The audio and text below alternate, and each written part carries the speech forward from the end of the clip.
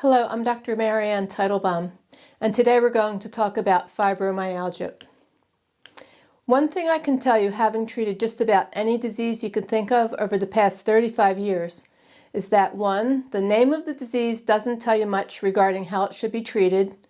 2, the underlying causes are different in each person, even if you're treating the same disease in any 2 patients. And 3, the underlying root causes are many. There is rarely one root cause to any disease or symptom you could think of. And this is especially true when you're treating fibromyalgia. First of all, the name fibromyalgia doesn't tell you much at all. It means you have widespread muscle pain and tenderness, but it doesn't tell you why you have the widespread pain. What is especially important in treating fibromyalgia is that you have to make sure you address each patient differently, as the underlying root causes will be different and unique in each person you treat.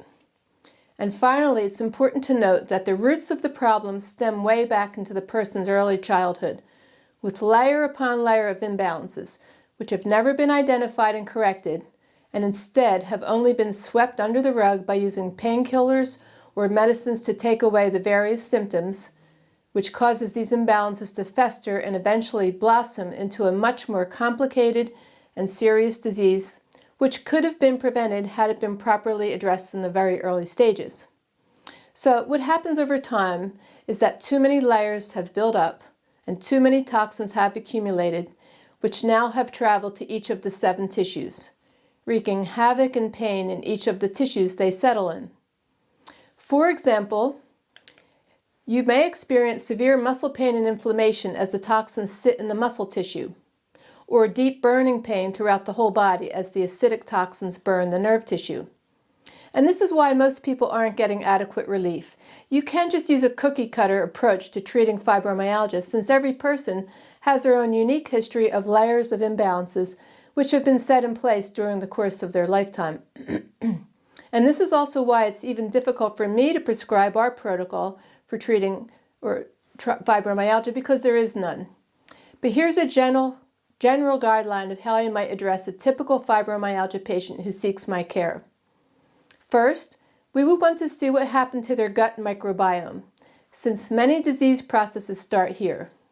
Did that patient take too many antibiotics, immunizations, birth control pills, or steroids throughout their life, which would have paved the way for inflammation as their friendly bacteria died off, resulting in a yeast overgrowth, leaky gut, and other chronic infections in the gut.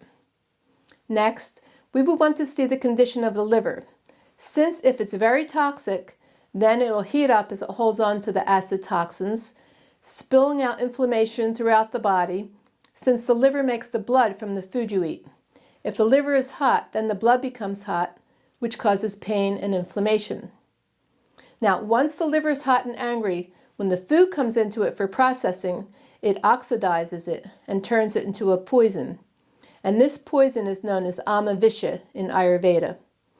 This hot and reactive toxin, which results from the improper digestion and combustion of the food, due to its inflammatory nature, can create systemic inflammation throughout the body.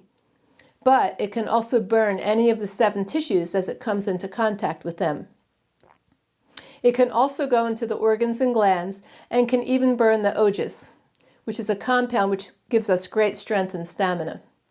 It can even go into the malas, or the waste products, and create problems there, and really everywhere else it goes. Now let me clarify this point further. Once the food leaves the digestive tract, it is absorbed systematically through 7 tissues, which are the blood plasma, the blood, the muscle, the fat, the bone marrow, and the reproductive fluids. So it's important that you eat very healthy food and that you digest it properly. If the food is unhealthy, like refined white sugars, processed vegetable and seed oils, and processed foods, then the toxins produced from these poor quality foods create inflammation as they pollute each of the 7 tissues they travel through. But at the same time, if the liver is very hot and reactive from eating a toxic diet or taking too many pharmaceuticals or even nutraceuticals, then even good food will turn into visha, or poison, as the hot, angry liver oxidizes the food instead of intelligently processing it the way it's supposed to.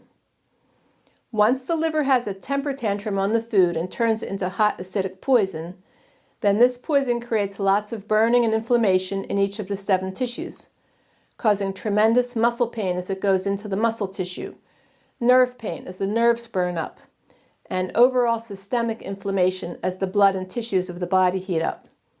So in these cases, you must regrow the friendly bacteria, change the diet, cool down the heat in the liver, and then give herbs to clean the various tissues like the fat tissue, the bone marrow, the muscle, fat, and bone tissue, all of which have been damaged from these hot acidic toxins. Now, once the patient changes their diet and starts their herbal regimen to reverse these long-standing imbalances, then the detox process must begin as the third part of the therapy. All the detox must be performed carefully to pull out the toxins slowly over a long period of time rather than quickly, which could rupture the body's physical channels as these very dangerous hot toxins come out through those channels into the bowel movement, urine, and the sweat. And if you rupture the channels, then there's nothing more you can do for that patient because the toxins are free now to roam throughout the whole body. And this is the very reason many people aren't finding the relief they're seeking. The herbs you use must be carefully selected so as to not heat up the liver anymore.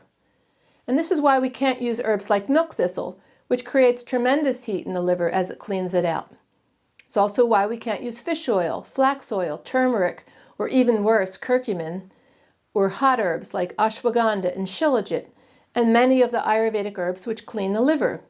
All of these remedies, which might be okay to use in someone who does not have inflammation stemming from an overheated liver, which is a rarity nowadays, by the way, they are definitely not something you would want to use when the person has pain and inflammation in the whole body, resulting from the heat which comes from gut and liver disturbances. We have wonderful herbs which are cooling to the liver, herbal glyceride drop versions of the herbs which won't heat the liver, and even transdermal creams where the herbs are applied to the skin in a cream and absorbed directly into the blood, bypassing the hot, angry liver, which would oxidize even the herbs and turn them into visha, the same way it's turning the food into this dangerous poison. And the really wonderful news is that we have herbs to heal the nerve tissue and the myelin sheath, the covering to the nerve, which got burnt from these very hot toxins, as well as herbs to heal the muscle tissue, clean the fat tissue and lymphatic system, and basically herbs to treat whatever else we may encounter in that particular person. Now, I would like to take the opportunity here to address information that's circulating around the internet, which are stating some possible underlying causes of fibromyalgia. Let's take a look at what some of the experts are saying might be causing fibromyalgia and at the same time clear up any confusion which might result as we analyze these various causes. So here's the first possible cause. Many say that gluten is causing fibromyalgia and that cutting out gluten may lessen the symptoms of fibromyalgia. Actually, it isn't the gluten sensitivity that causes the fibromyalgia, but instead the gluten sensitivity is symptomatic of what is wrong with the digestive tract. See, the protein in gluten is one of the most difficult proteins to digest. So if something's wrong with your digestion, it gets turned into a poison in the digestive tract. And yes, quite often we do see the combination of lack of friendly bacteria combined with an overheated liver create a sensitivity to gluten, since it's the friendly bacteria which have to correctly break it down and the liver which has to process it correctly. What we usually find in fibromyalgia, as we just stated, is that the friendly bacteria are depleted, the liver's overheated, and instead of processing the gluten correctly, it gets turned into visha, which, as I just stated, is an acidic poison, which can burn both the nerve and the muscle tissue. Once we fix the gut and the liver and the patient eats non-GMO organic wheat, the gluten sensitivity usually goes away. Here's the second possible cause. Many people state that Candida overgrowth can cause fibromyalgia. Again, let's make sure we understand this concept as well. There's always some Candida albicans yeast in our gut, but the friendly bacteria prevents it from overgrowing. But once the friendly bacteria die off, the yeast can overgrow as much as it wants, creating inflammation arising out of the gut. So the answer here isn't to kill the Candida, but instead to regrow the friendly bacteria, which will automatically take care of the yeast overgrowth. And if you misunderstand this common problem, you might inadvertently begin to take remedies to kill the yeast, like grapefruit seed extract, caprylic acid, garlic, nystatin, diflucan, and many others, which will unwittingly kill more of the friendly bacteria, which we don't want to do. That's what caused it in the first place. So yes, while we do see Candida overgrowth as one of the several possible layers of imbalances which occur in fibromyalgia, remember that it's just that, one of the possible problems, and not the only problem facing a fibromyalgia patient. And it needs to be addressed correctly. The third possible cause are thyroid issues. Here again, what we find is that the underlying problems which could be weakening the thyroid gland need to be addressed. What we don't want to do is just have the patients take thyroid medicine, which will actually weaken the thyroid gland since it's no longer called upon to make its hormones. Instead, we want to identify all the reasons that the thyroid is weak, fix those, and then support the thyroid gland. And by doing so, it may allow some of the pain to go away. Here's the fourth possible cause, vitamin deficiency. So while yes, this could potentially play a role, we want to make sure we get the majority of these vitamins in food. What we don't want to do is get very complicated blood work, which identifies all of our vitamin deficiencies, and then attempt to take the synthetic versions of these vitamins. This is a bad idea. The synthetic vitamins are the toxic versions of the real things, and once you swallow them, they create a lot of toxicity in the liver, which has already been compromised, and in fact is causing a lot of the fibromyalgia symptoms in the first place. They also cause a lot of heat in the liver, since the liver has to process everything you swallow, and these toxic synthetic versions of the vitamins usually aren't worth the havoc they create. Here's the fifth possible cause, mercury toxicity. Yes, too many of us are harboring mercury, which comes from old mercury silver dental fillings, mercury in the air pollution, and certain species of fish, and the flu shot still contains mercury, which many people get repeatedly year after year, creating a tremendous buildup of mercury. Now, mercury is a very hot and piercing toxin, and is responsible for also burning both the nerve tissue and the myelin sheath. We have excellent ways of pulling out the mercury, and you must also bind the mercury as it comes out and direct it into the bowel movement and the urine. But again, mercury toxicity is only one of a variety of problems we see in our fibromyalgia patients, and by itself isn't the only reason for the fibromyalgia pain. Sixth possible cause, adrenal fatigue. Same thing here. If the adrenals are exhausted from overworking and prolonged stress, you could experience pain since the adrenal glands produce steroid hormones which take away pain. And if the adrenals become too weak, you can feel lots of aches and pains around the body. Now, while there are herbs like ashwagandha and a few others which can heal the adrenals, the best way to heal them is to undergo a prolonged period of very deep rest. Some of our patients have actually had to go on disability in order to spend several months resting to make up for the period of time when the adrenals have been constantly pushed beyond their limits, until they finally succumb to the stress and burnt themselves out. What you don't want to do here is take any adrenal hormones, especially steroids or hydrocortisone, which will actually turn off your adrenals in the end, making the problem much, much worse in the long run. And please, don't drink coffee to give yourself energy. It's like whipping a tired horse. Yes, you may get more energy temporarily, but in the long run, you're prolonging the problem as you force the exhausted glands into action. And the same thing is true with chocolate and sugar. Don't turn to them for a sugar rush, as your adrenals will only get worse in the long run. I can't emphasize this enough. The best thing to heal the adrenal glands effectively is deep, prolonged rest. Period. If you can do this, you'll fix the glands. If you continue to avoid resting, you'll just prolong your agony by not allowing the adrenals to fully heal. Seventh possible cause is Mthfr mutations. Now, this mutation, which occurs in about 40% of the population, makes the body less capable of ridding itself of toxins.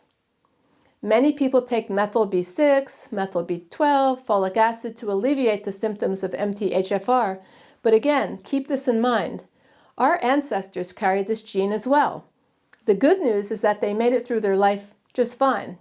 The bad news is that we have surrounded ourselves with way too many toxins, over 80,000 to be exact, which our ancestors never had to deal with. The best way to take care of yourself if you've been born with this weakness is to take an herb called Guduchi Sattva, and it's also known as stem of Guduchi. This herb has the capability of completing the detox pathways in the liver which are missing, and it actually can help you make glutathione, which is depleted in those who exhibit the MTHFR gene. Just taking these synthetic vitamins only makes the liver more unhappy, as it now has to break down these toxic synthetic vitamins. The eighth possible cause, emotional stress. Grief, anger, and hunger can all cause the production of ama visha immediately because they don't have to go through the process of forming ama and then degrading into ama visha. This is another reason why many people develop aches and pains and fibromyalgia after prolonged emotional stress. We offer our patients many techniques to help them deal with their stress, like herbal remedies, meditation, yoga, breathing techniques, to name a few. And finally, the American College of Rheumatology guidelines for the diagnosis of fibromyalgia states that patients must feel pain and at least 7 or 11 tender points out of a possible 18 in response to simple pressure. And it turns out that these tender points in the body correspond exactly to what are called Marma Points in Ayurveda. Now, Marma Points are vital energy points which, when stimulated correctly, can invoke healing as they promote the flow of prana within the body. All the organs and glands need a constant supply of prana flowing to them. And by stimulating these delicate Marma Points through the use of specific transdermal creams, combined with gentle touch techniques, we're able to facilitate the proper flow of prana to all the organs and glands, which also alleviates pain and suffering. We're fortunate that my teacher and mentor, Vaidya Ramakant Mishra, who spent nearly 2 decades training me in his family's lineage of Shanka Vasya Ayurveda, was able to successfully bring hundreds of herbs from India and other countries to make over 500 formulas to use in treating these very serious and difficult to treat diseases. In fact, fibromyalgia was one of the first diseases we tackled together when he first started training me. So now we have much experience in treating this disease, if you can call it that. I view it more as layers upon layers of imbalances which have been neglected through the years, which need to be addressed once and for all. Yes, it's not as easy as popping a pain pill for instant relief, but by rolling up your sleeves and doing the necessary work which needs to be done in reversing the numerous imbalances, changing your diet and daily routine, and cleansing out the impurities that are burning your muscle and nerve fibers, you will experience lasting relief once and for all. Thank you.